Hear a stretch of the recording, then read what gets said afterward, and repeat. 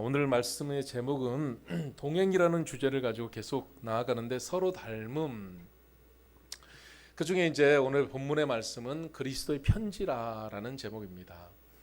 자, 편지를 쓰는데요. 정말 여러분 편지 받아보셨죠? 예? 자, 편지는요 사실은 마음을 닮아서 하는 거죠. 뭐 공문서 같은 거 말고 이제 사사로운 사적인 내용들을 쓰는 편지죠. 그런데 그 편지의 내용에 그 사람의 심정이 진실하게 다 담겨져 있으면 그 편지를 받으면 참 기분 좋고 마음에 감동이 있어요. 그런데요, 그 편지가 거짓이고 편지의 내용이 가식이라면 받기 싫어요. 그렇죠? 그래서 요즘도 그런 게 있는지 모르겠어요. 저 학교 다닐 때 그거 뭐죠? 뭐 100통씩 보내고 뭐 하는 거 있잖아요. 무슨 그게 뭐예요? 예? 행운의 편지. 무슨 행운이 있어 그게, 그죠? 행운 하나도 없는데 100통씩 보내야 된대요. 막 그래가지고 이게 또 미신같이 생각돼서 막 보내야 되는 줄 알고 저는 한번 해본 적이 있어요. 근데 너무 힘들더라고요. 그래가 그 다음부터는 에이 안 해. 예수 믿는 사람이 뭐 이런 거 필요해. 그래서 안 한 적이 있는데요. 자, 편지라는 것을 통해서 오늘 말씀을 좀 같이 나누기를 원합니다. 자, 우리가 옛날부터 써오던 방법이 뭐냐면 자기들의 마음에 있는 것들 또는 전달하고 싶은 내용들을 소통하기 위해서 편지를 그동안 보내왔습니다. 요즘은 이 편지 보내는 게 조금 빨라져가지고 뭐 카톡으로 다 하고 문자도 다 하고 뭐 그렇죠. 근데 저는 예전에 삐삐만 있어도 굉장히 빠르다 생각을 했는데 요즘에는 뭐 바로바로 할 수 있고 모든 그 행정적인 절차들과 처리들을 그 핸드폰 하나 가지고 다 할 수 있습니다. 그래서 뭐 중요한 사물을 봐도 제가 중요한 사물을 볼 일이 있잖아요. 그런데 그런 거를 할 때에도 직접 그 자리에 안 가도 여기에서 다 나눠주고 의논하고 상의할 수가 있어요. 지금 너무너무 편리한 시대가 되었습니다. 그런데 오늘 고린도후서 3장 또 특별히 3절에는 너희는 그리스도의 편지다라고 사도 바울이 말해주고 있습니다. 자, 여러분, 사도 바울은 참 시적인 사람 같아요. 그래서 고린도 후서에 보면은요, 우리 예수 믿는 사람들 가리켜서 그리스도의 향기다라고 말을 하기도 하고, 그리스도의 편지다라고 말을 하기도 하고, 그리스도의 사신이다라고 말하기도 하는 겁니다. 여러분, 참 우리가 어떤 존재인지 너무 귀하게 우리를 이렇게 취급해 주시는 것 같아요. 그래서 우리가 이 편지로서의 오늘 역할들을 우리가 생각해 보면서 하나님 앞에 이제 우리의 삶을 돌아봤으면 좋겠습니다. 여러분, 이 편지는 여러 종류가 있죠. 그 편지의 글 속에 사랑하는 마음을 담아 가지고 전달을 하면 그게 바로 연애 편지입니다. 그렇죠? 그리고 또 나라를 지키고 어려움 가운데 힘든 가운데 일하고 있는 사람들 그 마음 속에 이제 위로를 주려고 그 글을 써서 보내면은 무슨 편지? 위문 편지. 그렇죠? 위문 편지라고 볼 수도 있죠. 자, 그런데 또 여러분 부모님께 편지 써 보셨나요? 저도 군대에서 좀 많이 써보고 그랬던 것 같아요. 부모님께 그동안은 평소에 하고 싶은 말들이 있었는데 늘 보니까 못하던 것이 못 보게 될 때, 그럴 때 편지로 글을 정리하면서 이렇게 쓰니까 부모님에 대해서 생각하지 못했던 부분들까지도 생각나면서 그러면서 편지를 쓸 수 있었던 것 같아요. 이런 것들을 효도 편지다 그렇게 말들을 합니다. 자, 그런데 오늘 성경에 그리스도의 편지라고 우리를 그렇게 말씀하고 있어요. 그럼 우리는 그 편지가 연애 편지도 아니고 위문 편지도 아니고 효도 편지도 아니고 도대체 무슨 편지죠? 그리스도의 편지. 딱 그렇게 표현하면 정확한 말씀이겠죠? 자, 그런데 그러면 그 편지 안에 뭔가가 담겨져 있어야 될 것 같아요. 그래야 그리스도의 편지일 거예요. 그래서 그 속에 뭐가 담겨져 있어야 되냐면 그리스도가 담겨져 있어야 되죠. 그렇죠? 그 그리스도는 어디에 담겨 있어야 되냐면 우리 속에 들어와 계셔가지고 우리로 말미암아 그리스도의 그 향기, 그러니까 그리스도의 그 내용이 다시 나올 때, 그럴 때 우리가 편지가 된다라고 이렇게 볼 수가 있습니다. 자, 그런데요, 이 편지는 또 다른 우리가 생각해 볼 영역이 있는데 무엇이냐면, 편지는 누가 보내느냐에 따라서 이 가치가 달라지는 것을 볼 수가 있어요. 누가 보내는가에 따라서 편지의 가치가 있습니다. 우리 여기 이름이 윤서가 학교에 갔더니 윤서 책상 속에 어떤 남학생들이 5명이 편지를 넣어놨어. 받을만해. 그런데 윤서가 그걸 갖다가 탁 가지고 열어보지도 않고 휴지통에다 팍 집어 던져버렸어. 윤서 마음에는 이 편지는 뻔해. 그래서 읽어볼 가치도 없어. 그래서 확 집어 던져버렸어요.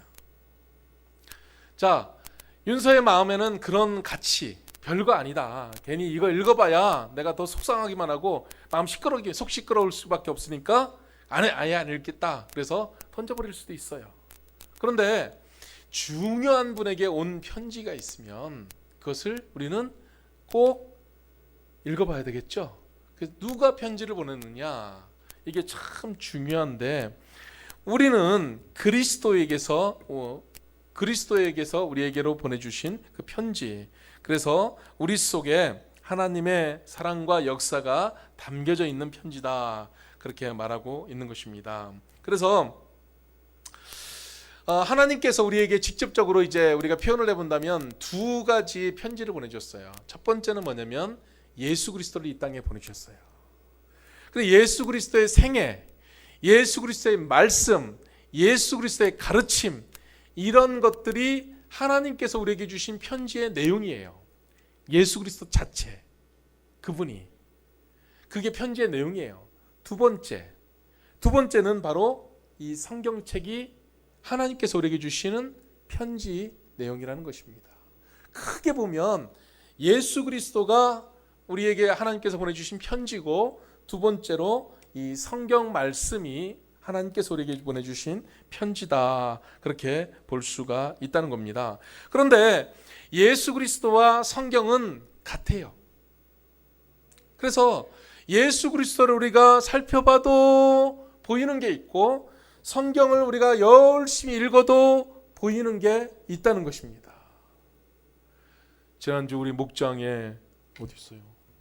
성경 읽기 믿음 목장 13,000장, 사랑 목장 12,000장, 맞아요?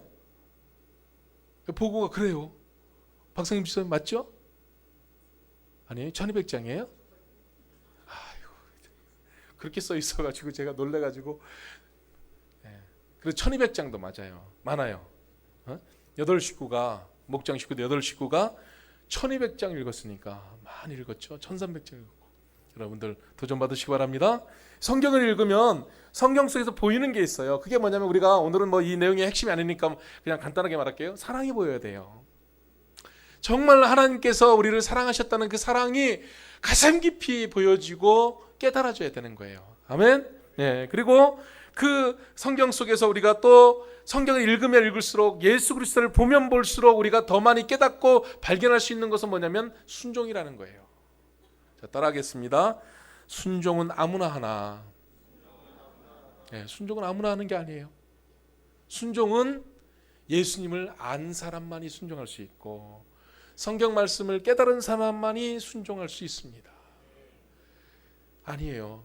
깨닫지 못하면은요, 알지 못하면은요, 그 순종의 자리가 오면은 반발심이 오고요, 화가 나고 내가 왜 이걸 해야 되는데 하는 그 마음이 우리에게 들게 되어 있습니다.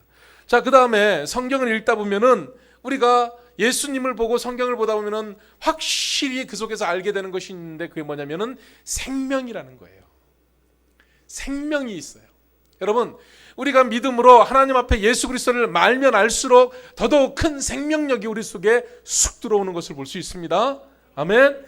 정말 지치고 힘든 사람들, 피곤한 사람들, 나 그만 살고 싶어, 살아갈 가치와 이유가 없어 라는 사람들, 성경책을 열심히 읽다 보면 처음에는 글자만 보이지만 나중에 이 글자가 살아있는 생명의 말씀으로 우리에게 주어지게 된다는 것입니다. 이 심령을 살리고 영혼을 소생케 하는 이 역사가 성경 속에서 있다 이것입니다. 그렇기 때문에 예수 그리스도와 성경 말씀은 하나님께서 우리에게 주신 편지다. 이런 것을 우리가 알고 하나님 앞에 살아야 되는 것입니다. 자, 그런데 이 편지를 이제 읽은 우리, 여러분, 편지를 읽으면은요, 그때부터 영향을 받게 돼 있어요. 그리고 그 편지는요, 다른 사람에게 보낸 게 아니고 여러분과 저에게 보낸 편지이기 때문에 그 편지의 내용이 이제 제 것이 되는 거예요. 여러분께 되는 거예요. 아멘? 편지에 적혀 있는 그 내용들이 다른 사람 것이다, 누구 것이다, 이게 아니고 그 편지는 저와 여러분에게 주어진 편지이기 때문에 그 내용이 이제부터는 내 것이 되는 거예요. 나도 그렇게 살고, 그래서 그리스도의 편지가 되는 것입니다. 자, 그러면 이 편지를 우리가 어떻게 대해야 되겠어요? 이 편지는요, 아주 소중히 여겨야 되겠죠? 그리고 편지를 정말 귀하게 여겨야 돼요. 제가 일산에서 부목사를 할 때가 있었어요. 운정지구에 이제 막 아파트가 막 올라가가지고 지금 가보니까 막 몰라보겠어요. 얼마 전에 가봤는데요. 그 사거리가 막 더 생기고 길이 더 반듯해지고 이제는 틈이 없어요. 논문과 밭밖에 없었는데. 그런데 거기에 처음 아파트들이 입주할 때 제가 가서 이제 그 복된 교회 부목사로 갔어요.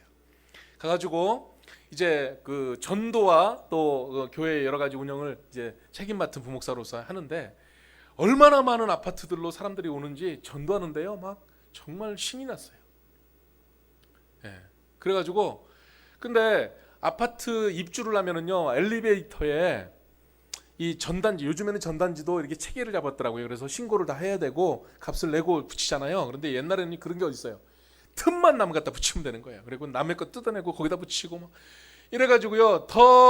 그러니까 그거를 너무 많이 붙어 있으니까 그 중에서 디자인이 좋은 거, 산뜻한 거 이런 것들 사람들이 본단 말이에요. 그런데 그렇지 않은 거는 다 휴지통으로 가는 거예요.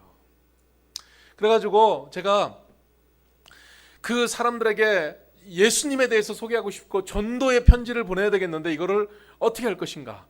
싸게 16절지 막 한 몇만 원 주면은 막 2만 장씩 오는 그걸로 복사를 해가지고 인쇄를 해가지고 아무리 나눠줘봐야 사람들 안 읽어요. 그렇죠?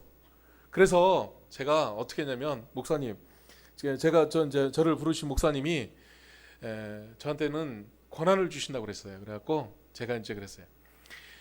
종이도 제일 좋은 종이, 아주 비싼 종이. 거기다가 B5G 이런 조그만한 게 아니라 A4G로 큼지막하게, 그리고 인쇄도 가장 예쁘게, 비용 많이 들여서 그렇게 인쇄를 했어요. 인쇄를 하는데 글을 제가 직접 썼어요. 여러분 제가 그 문장력이 있는 거 아시죠? 신문에 몇 번 나왔어요. 제가 직접 정말 기도하면서 그리고 또 고치고 또 고치고 또 고치고 하면서 그 글을 사람들이 읽으면 참 부드럽게 읽을 수 있게끔 그래서 변도 편지를 썼어요. 근데 이것만 갖고 안 되는 거예요. 그래가지고요 편지 봉투를 직접 꽃그림을 넣어가지고 두껍게 해서 예쁘게 만들었어요. 그래서 이것을 딱 접어가지고 이걸 다 편지 봉투에 넣어서 이제 풀 붙이면 또 안 되잖아요. 그래서 스티커를 해가지고 그래서 이거를 8,000장 만장 막 가정마다 이게 막 전단지도 넣을 수 없잖아요. 그러니까는 문이 열린 문에다 넣고 아니면은 스티커를 딱 붙여놓고 문에다가 이렇게 왔어요. 이렇게 정성스럽게 하니까 이 편지를 볼까요, 안 볼까요? 봐요, 진짜로. 왜 아냐?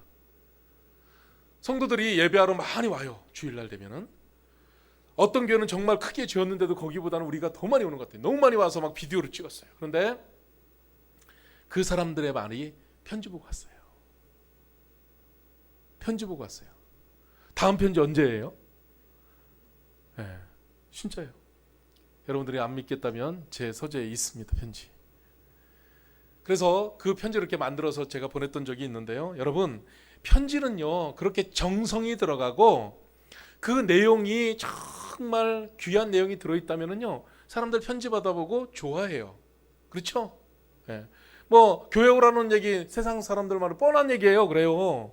뻔하게 교회 오라는 얘기예요. 그렇지만 교회 오시라는 얘기를 정성을 다해서 소개하고 또 글을 쓰니까 사람들이 거기에 감동을 받는다 이것입니다. 자, 그런 것처럼 우리는요, 그리스도의 편지라고 했는데 아무렇게나 쓰여진 편지가 아니라 사도 바울이 자기의 생명을 걸고 자기의 전부를 바쳐서 쓴 편지다 그랬습니다. 그래서 초반에 이제 지나가면서 사도 바울이 1장과 2장에 말한 것이 무엇이냐면요, 너희는 사도 바울과 디모데 우리의 편지다라고 말하고 있습니다. 물론 그렇게 적었기 때문에 나중에 우리 자신이 그리스도의 편지가 되는 것은 마찬가지겠지만, 사도 바울은 자기가 하나님 앞에 신앙 양심을 가지고 말하기를 너희는 우리의 편지다. 내가 너희에게 복음을 전했고 내가 하나님 사랑을 내가 너희에게 나눠줬다 라고 말하고 있는 것을 볼 수가 있습니다. 그래서 오늘 1절 말씀을 한번 우리가 보면은요, 자, 여기에 1절, 우리가 다시 자천하기를 시작하겠느냐, 우리가 어찌 어떤 사람처럼 추천서를 너희에게 붙이거나 혹은 너희에게 받거나 할 필요가 있느냐라고 사도 바울이 적고 있습니다. 항상 성경은 왜 이런 내용을 쓰고 있는지를 알아야 된다고 그랬죠. 자, 사도 바울이 고린도 교회를 정말 사랑하는 마음을 가지고 낳았다는 것입니다. 그냥 교회를 일으켰다 세웠다 이게 아니라 교회가 만들어지기까지는 해산의 고통이 있었다는 거예요. 아이를 낳는 것처럼 정말 손길도 많이 가고 힘들기도 하고 어렵기도 하고 그러면서 교회를 낳았습니다. 그런데 사도 바울은 하나님 앞에 복음 전하는 사명이 있기 때문에 다른 곳으로 또 떠났어요. 그런데 고린도 교회는 고린도 지역은 잘 사는 동네예요. 그래서 돈도 많아요. 로마 황제가 로마를 위해서 열심히 일했던 군인들을 배려해야 되기 때문에 그 군인들에게 여러 가지 혜택도 주고 또 여러 가지 시설도 만들어준 그런 도시가 바로 고린도라는 도시였기 때문에 아주 살기가 좋아요. 떵떵거리며 살 수 있어요. 또 군인들은 받는 혜택들이 많으니까 부족한 게 없어요. 자, 그런 사람들이 모인 고린도 교회였습니다. 그러다 보니 문제가 생기는 거예요. 그러면서 가만히 거짓 선생들이 들어왔어요. 율법 선생들, 자기가 잘났다고 생각하는 사람들, 뭔가를 안다 생각하는 사람들, 그들이 와서 사도 바울이 예수님을 믿음으로 말미암아 죄사함 받아 구원 얻는다는 이 복음에다가 플러스 알파, 자기들이 자꾸만 뭔가 율법을 갖다 가미해가지고 자기들이 괜찮은 사람이다, 자기들이 능력 있는 사람이다, 영향력 있는 사람이다, 이거를 표현하고 싶었어요. 그래서 할례를 자꾸 강조하고 문제를 만들고 그랬어요. 그러다 보니까 어떤 사람들은 그게 맞는 줄 알고 거기에 동조하고 따라가다 보니까 그 사람들이 하는 말이 사도 바울 메시지 듣지 마, 사도 바울 이야기를 듣지 마, 이게 맞아.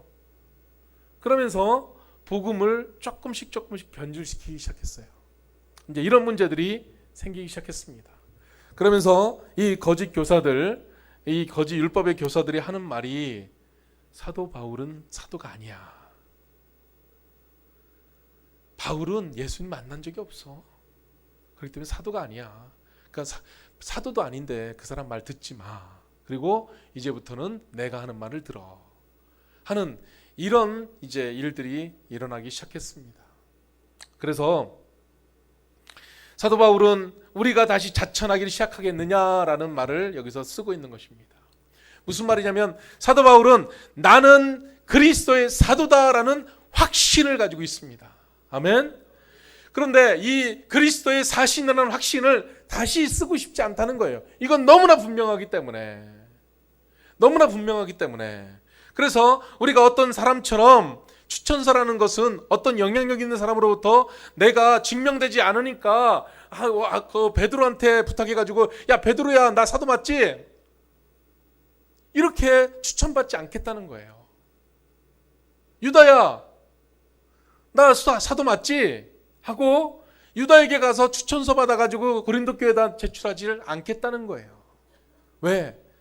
사도 바울은 분명한 하나님의 일꾼, 예수 그리스도의 일꾼이라는 자긍심과 또 사명감이 분명했기 때문에 그렇다는 것입니다. 아멘? 여러분, 우리에게는 정말 이게 필요합니다. 사도 바울이 지금 계속해서 고린도 전서와 고린도 후서에서 강조하고 있는 내용 중에 하나가 뭐냐면은 그리스도인으로서 자긍심을 가지고 그리스도인으로서 긍지를 가지고 확고하게 서 있으라라는 말씀인 것입니다. 여러분, 우리가 세상의 것들을 욕심내기 시작하면요, 세상의 것들이 더 가치 있게 느껴지고 그런 것들을 인정해버리기 시작하면은 그때부터 예수 믿는 거 별거 아닌 거구나, 주님을 따라가는 삶 별거 아닌 거구나, 이런 생각이 막 우리에게 드는 거예요. 그런데 그게 아니라 돈 많이 벌어도 예수님 따라가며 예수님 믿는 이 삶보다는 별로 가치 있지 않아. 난 예수님 따라서 살아갈 거야.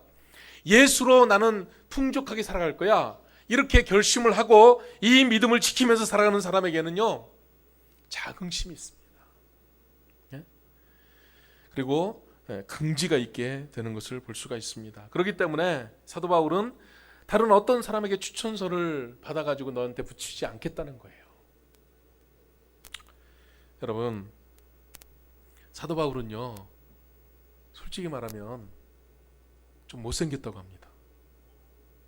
사람들은 외모로 사람을 이렇게 좀 이렇게 평가절하시키잖아요. 키도 좀 작고, 사도 바울이 대머리였답니다. 눈도 가운데로 몰렸대요. 눈하고 눈썹이. 그리고 말도 잘 못했다고 합니다. 눈에는요, 눈 안지를 갖고 있기 때문에 눈곱이 자꾸 끼고, 눈이 몰린 데다가 눈곱이 계속 끼니까, 그런 사람, 별로 외모적으로는 훌륭하지를 않아요.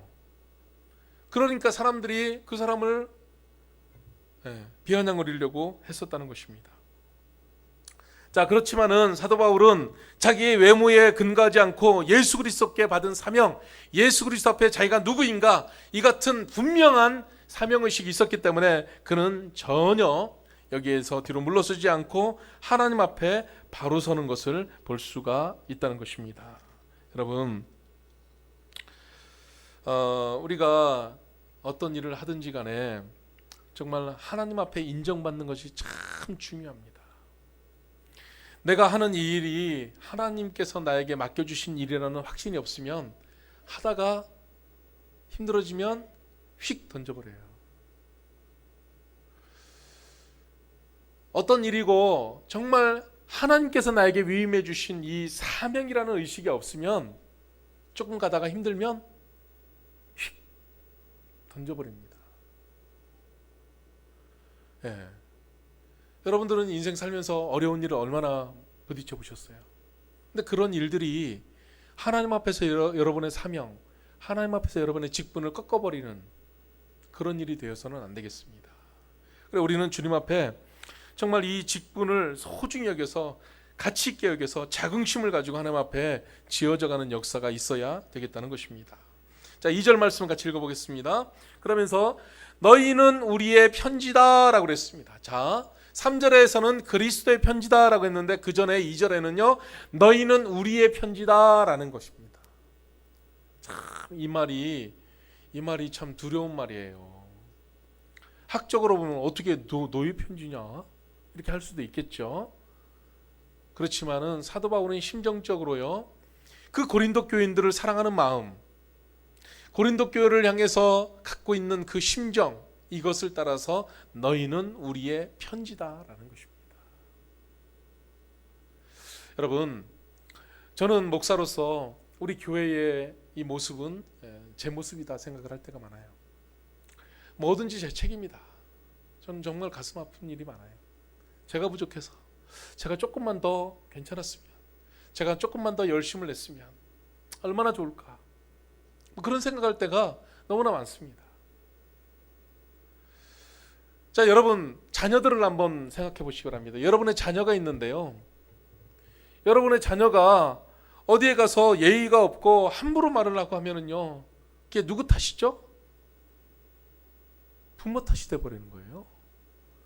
어떤 아이들이 가서요, 막 함부로 행동을 하고 음식을 내왔는데 예의를 모르고 그냥 음식 보면 확 먹고 자기만 먹으려고 하고 막 이런 모습을 보이면 많은 사람들은 그것을 볼 때에 아유, 도대체 부모님이 누군지 제대로 못 가르쳤구만, 이런 생각을 하게 되는 거예요.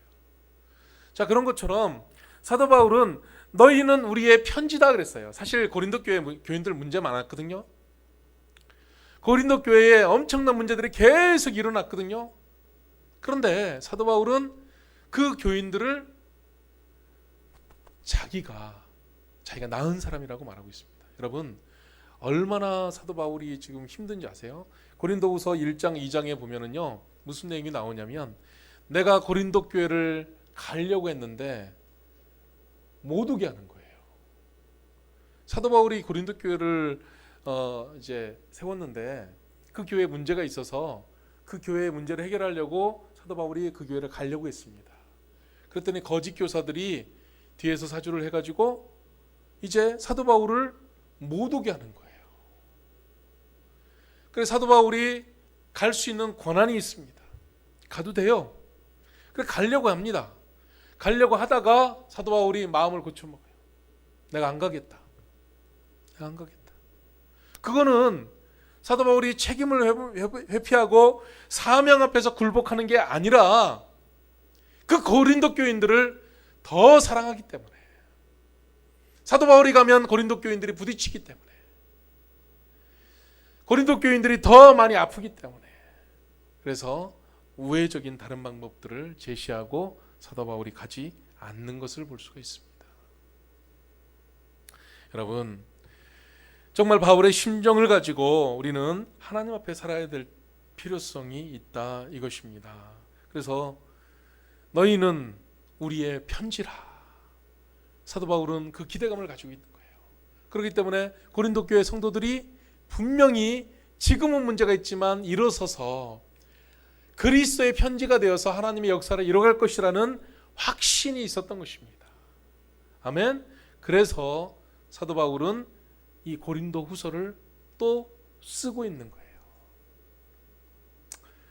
가려고 했더니 거절을 당했어요. 말을 해도 안 들어요. 그러면 편지 쓰고 싶겠어요? 또다시 고린도 후서 이 말씀을 쓰고 싶겠냐고요.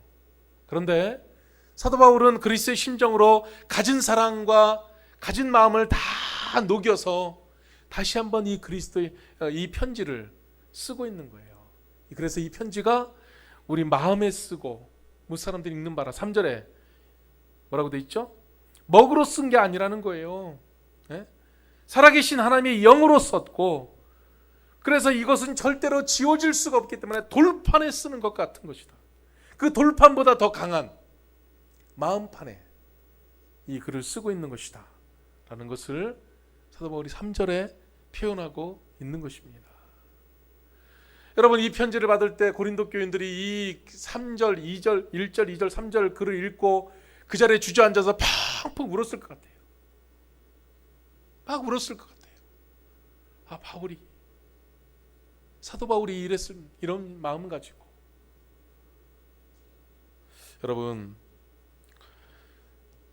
우리가 복음을 전해도 그 복음이 효력이 있어서 그 복음을 알아듣고 그 복음 가운데 굴복하며 하나님의 뜻 가운데 나아간 사람들은 다시 좋은 소식이 들려옵니다. 근데 함흥차사가 뭐죠? 소식을 보내긴 보냈는데요, 어디로 샜는지, 어디 가다가 뭐 놀고 있는지 다시 소식이 없는 거예요. 이게 함흥차사인데 돌아오지 않는 거죠. 그러면은 안 되겠다는 것입니다. 그래서 정말 우리가 그리스도의 편지다. 우리는 주님과 동행하는 삶을 살아야 됩니다. 아멘.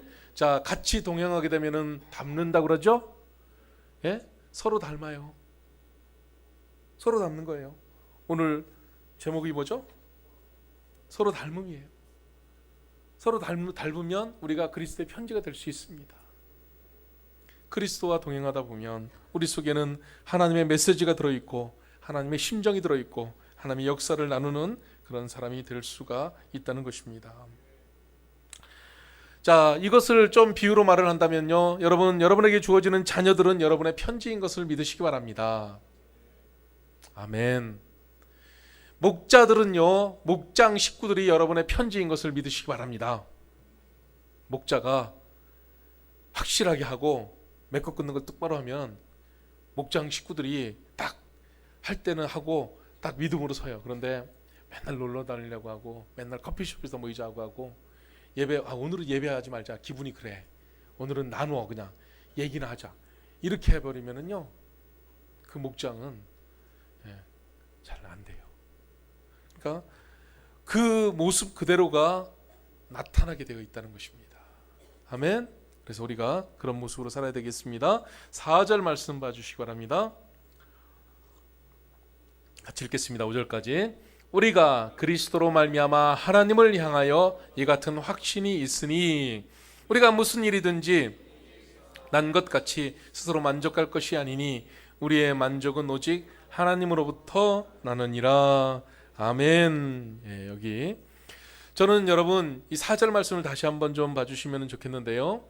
설교 준비를 하면서 여기에서 딱 마음속에 맺힌 단어가 있는데 뭐냐면은 확신이라는 단어예요. 확신. 여러분 어떤 일이든지요 확신이 없으면 아무 일도 안 됩니다. 확신이 있으면 뭐든지 됩니다. 그런데 확신이 없으면 우리가 신앙생활 할 때도 확신이 있어야 돼요. 흔히들 우리가 구원의 확신 이런 이야기를 많이 하니까 확신이라는 단어가 그렇게 좀 좋게 안 들릴 수도 있지만 아니에요. 확신이 있어야 돼요. 우리는요 확실한 가운데 그 터 위에 서 있어야 된다는 것입니다.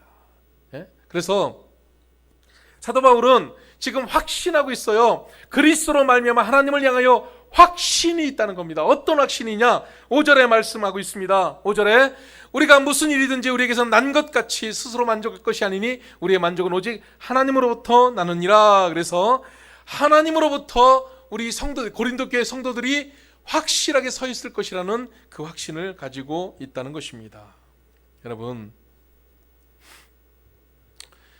사도 바울은요 자신이 그리스도의 사도라는 확신이 있었고 자신이 하나님 앞에 쓰임 받는다는 확신이 있었고 자신이 전하는 메시지가 고린도 교회 성도들을 살린다는 확신이 있었고 자기가 위에서 기도하고 고린도 교회 성도들을 향해서 나아갈 때에 그런 자신의 사역으로 말미암아 그 성도들이 살아날 것이라는 확신이 있었습니다. 그러다 보니까 그 교회를 향해서 나아가는 것이고 거짓 교사들을 향해서 대항할 수가 있었다는 거예요. 이것도 저것도 없는 사람들은요 아무것도 못합니다. 그리스도 앞에 바로 서는 것이 무엇인지를 확실적으로 모르는 사람은요 아무 일도 못합니다. 여러분 정말 교회를 바로 세운다는 것, 그리고 하나님 앞에 우리 인생들을 바로 세워간다는 것, 어떤 성도들을 갖다 하나님 앞으로 인도한다는 모든 일 가운데는 그리스도 앞에 내 자신이 확실히 서 있다는 이 확신이 있어야만 할 수 있다는 거예요. 그러지 않으면 하다 말아요. 어려움 닥치면은 바로 뒤돌아서고 분명한 자리에서는 회색 분자가 되어서 이게 뭔가. 여러분 우리는 사도 바울처럼 확신에 거하는 저 여러분 되길 바랍니다. 여러분 확신에 거하십시오. 여러분이 믿는 게 뭐예요? 여러분이 누구를 믿고 있어요? 그분은 믿을 만한 분이십니까? 여러분들이 지금 신앙생활을 하고 있는데 이렇게 믿음 생활을 하면 주님이 말씀하신 그 말씀이 그대로 다 이루어져서 우리 주님 재림하실 때 천국에 갈 수 있는 확신이 있습니까? 그냥 달랑 천국에만 가는 것이 아니라 주님 얼굴 배웁고 주님으로부터 면류관을 받으며 하나님으로부터 잘했다 충성된 종아라는 그런 칭찬받을 확신이 있으십니까? 우리는 그런 확신을 가지고 주 앞에 나아가야 되겠습니다. 6절 말씀. 그가 또한 우리를 새 언약의 일꾼 되기에 만족하게 하셨으니 율법 조문으로 하지 아니하고 오직 영으로 함이니 율법 조문은 죽이는 것이요 영은 살리는 것이니라. 사도 바울은 여기서 확신을 가지고 있었어요.